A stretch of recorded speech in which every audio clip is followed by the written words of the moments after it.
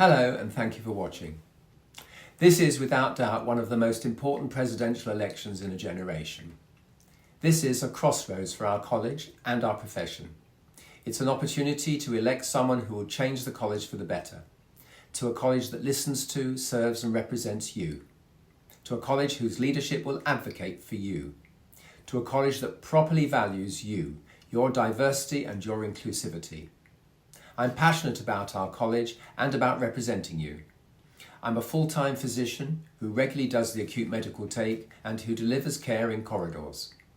I have in-depth knowledge of our college and an established track record of success running and transforming a large professional organisation and business.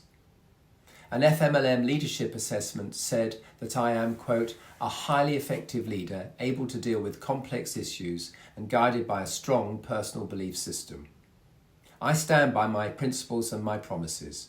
Please just have a look at what I achieved in Federation.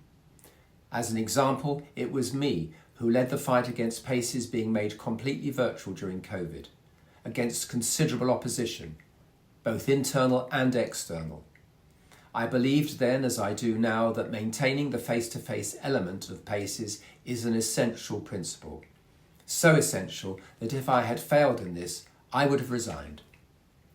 If I'm fortunate enough to be elected, I will deliver material change within the first year. This will include transforming college governance, democratising the college, and strengthening representation in your workplace. Judge me by what I deliver.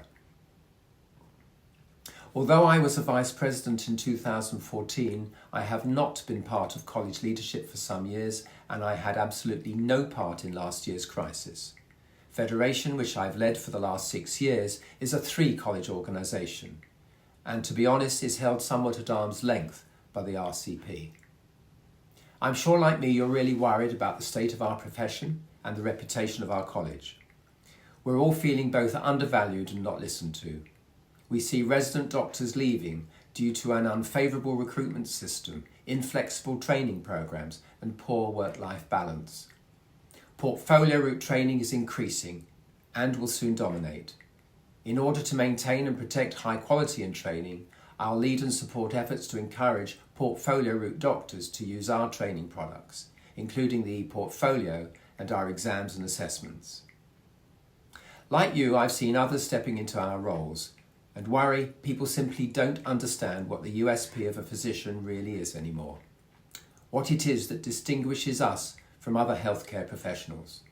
I will argue how our breadth and depth of training and our experience uniquely equip us to deal with diagnostic and therapeutic uncertainty and complexity. I cannot support shortening undergraduate training as proposed by NHS England or non-doctor educational supervisors as proposed by the GMC. There are 2 other recommendations in the long-term workforce plan that also concern me: medical degree apprenticeships and a proposed pilot internship programme which will allow medical students to graduate 6 months earlier. I'll need to see an awful lot more detail before I can decide about these, but a red line for me would be anything that undermines the quality of medical training and safe patient care. I also believe we must have a significant expansion of core and specialty training, and I will advocate very strongly for this. An important cause of low morale and moral injury is that although we're trained to deliver excellence, we're prevented so often from doing so by a system characterised by staff shortages, bed shortages, poor flow, poor continuity of care, bureaucracy, outdated IT and crumbling infrastructure. Our college faces challenges too. The gap between you and its leadership, which I was actually the first to call out 3 years ago, has widened. Last year's extraordinary general meeting exposed fundamental weaknesses in college governance. Although we await the Leng Review and its recommendations later this year, I'll deliver now on the recommendations of the RCP Physician Associate Short Life Working Group, especially calling for a pause in the rollout and continuing to fight for a national scope of practice. To be honest, in my view, the role needs rebranding as physician assistant, although I recognise this may require legislative change. The events of 2024 have highlighted the need to transform college governance. We need a balanced Montesquieu separation of powers in which the three arms of the college, that's the executive, council and board of trustees, each check each other's power.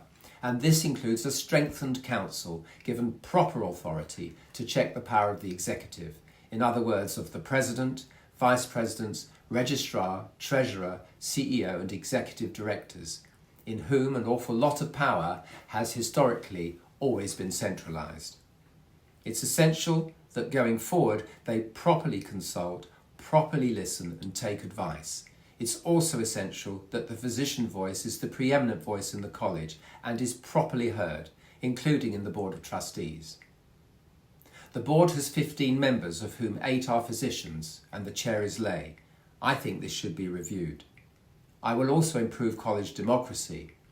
Only 15 council members are elected by national vote, and the election process for the president disproportionately favours those who are current senior officers. We must decide what the college's main purpose is. Is it primarily a charitable body, or is it a professional membership organisation representing you? I believe its primary role is to represent you. Therefore, and as I proposed 3 years ago, I believe we need strengthened college presence in your trusts to listen to you, gather opinion and reflect this back to the college. Proper two-way communication. This, together with a strong president, unafraid to represent your truth, will perhaps persuade more than 25% of you, yes, that's the current figure, believe it or not, to vote.